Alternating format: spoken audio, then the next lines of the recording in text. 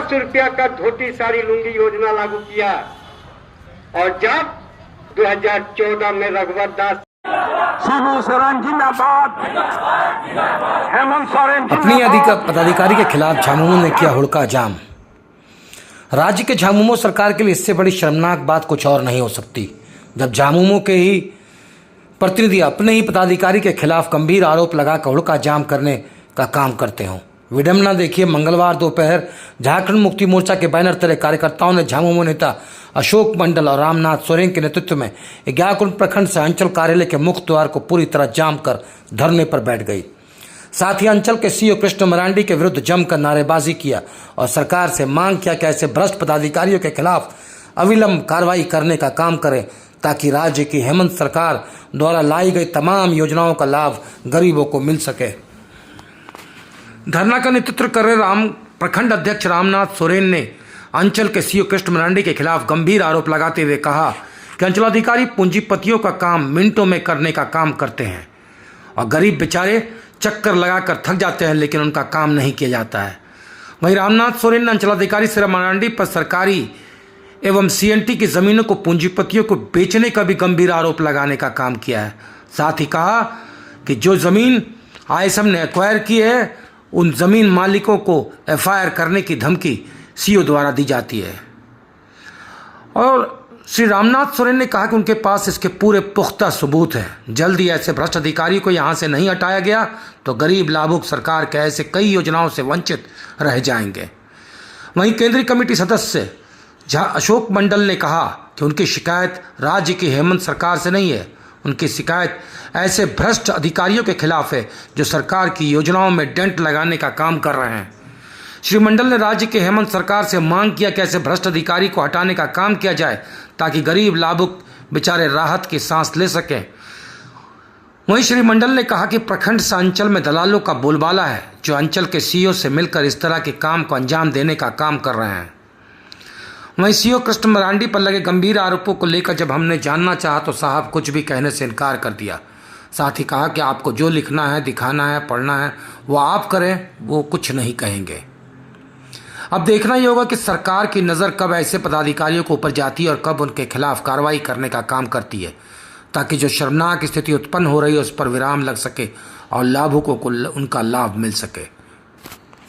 बैठे हुए हैं झारखंड मुक्ति मोर्चा की ओर से। सरकार के द्वारा बहुत सारे योजनाएं, क्या बोलते हैं, ब्लॉक लेवल बोलिए चाहे सर्कल के लेवल के बोलिए, भेजने का काम सरकार कर रही है।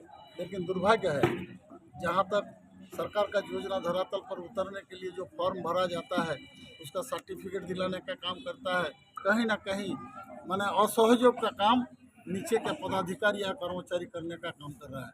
हमारा यहाँ पर मैया योजना एक बहुत माने क्या बोले बहुत अच्छी योजना सरकार के द्वारा लागू किया गया है। हमारे बेटियों के नाम पर, बहू के नाम पर, यहाँ के क्या बोलते हैं महिला के नाम पर। लेकिन फॉर्म भरने के बाद भी अगर किसी आदमी का अगर गलत हो भी गया है, उसको दोबारा फॉर्म में सहयोग करना चाहिए, तो वहाँ भी कोई तरह का सहयोग करने का काम नहीं करता है।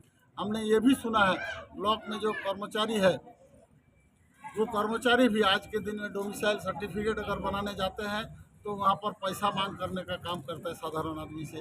तो ये बड़ी दुखित बात है, ये दुखद बात है। हम लोग चाहते हैं यही अल्टरनेटिव देने के लिए हम लोग आज के दिन में ब्लॉक के पास ग्याकुंड प्रखंड के पास बैठने का काम एक दिवसीय करने का काम कर रहे हैं। कमी कहाँ मार रहे हैं, सरकार में मार रहे हैं या प्रशासनिक अधिकारी मार रहे हैं? जो आप दुर्घटना बहुत स्पष्ट रूप से आपको कहा, सरकार के द्वारा कोई गलती नहीं। सरकार ने ऊपर से जो निर्देश दिया जाता है, उस निर्देश का जो अनुपालन होना चाहिए, निचले स्तर के जो पदाधिकारी है ये इसको करने का, अवहेला करने का काम कर रहा है। आगे क्या करेंगे अगर नहीं मानती उसके बाद? निश्चित रूप से ये बात हम लोग सरकार के पास भी आज जो धरना प्रदर्शन किए हैं, यहाँ पर जो खामियां मिला है, निश्चित रूप से जरूरत पड़े तो हम लोग सरकार के पास भी इस बात को चिट्ठी के माध्यम से भेंट करके हम लोग इस बात को रखने का भी काम सरकार के पास करें। इस संबंधित जितने भी पदाधिकारी हैं, कार्रवाई अगर नहीं होगी तब तक हम आंदोलन करें। चूँकि यह जमीन का जो मामला है, यही जमीन के मामले में हमारे मुख्यमंत्री जेल जाते हैं और यह एक बहुत गंभीर मुद्दा है। देखिए, मैं आपको बता दे रहा हूँ, यहाँ पर इस कार्यालय के अंदर में 2 कानून चलता है। पहला कानून एक पूंजीपति के लिए, दूसरा कानून गरीब आदमी के लिए। आज के समय में अगर आप जाति प्रमाण पत्र बनवाने के लिए जा रहे हैं तो अभी भी आप सीओ से पूछ सकते हैं, साल भर तक का पेंडिंग है मामूली सा जाति आवासीय के लिए। लेकिन उसके लिए भी जब आप पैसा दीजिएगा तो मिनटों में पास हो जाएगा।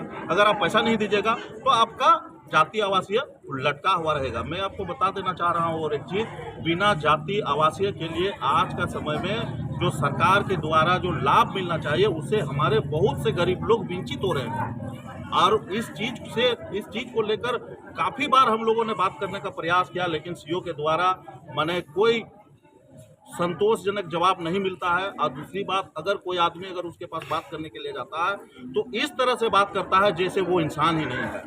क्या हम आदिवासी इंसान नहीं है? वो पदाधिकारी है, मैं मानता हूँ, लेकिन जब हमारी समस्याओं को लेकर हम सीओ साहब से बात करने जाएंगे तो क्या जब हमारे लोग सीओ साहब के पास बात करने के लिए रखेंगे तो हमारे लोगों से ऐसा व्यवहार किया जाता है कि वो आदमी नहीं है। इस तरह का बहुत दुख की बात है। दूसरी बात, ये जो हमारे जो सीओ साहब है, अगर कोई पूंजीपति का काम अगर इसके पास लेके जाइएगा तो मिनटों में हो जाएगा। आखिर ऐसा क्यों भाई? बहुत से सरकारी जमीन का ये कोई पूंजीपति के हाथों में ही बेचने का काम किया है, उसका कागज है हमारे पास। दूसरी, सीएनटी जमीन को जो सरकार के द्वारा जो सीएनटी चिन्हित है उसका भी दाखिल खारिज करके उसका भी पेपर बनवाने के लिए काम। मतलब सरकार के अधिकारी सरकारी जमीन को बेचवा रहे हैं, एकदम बेच रहा है।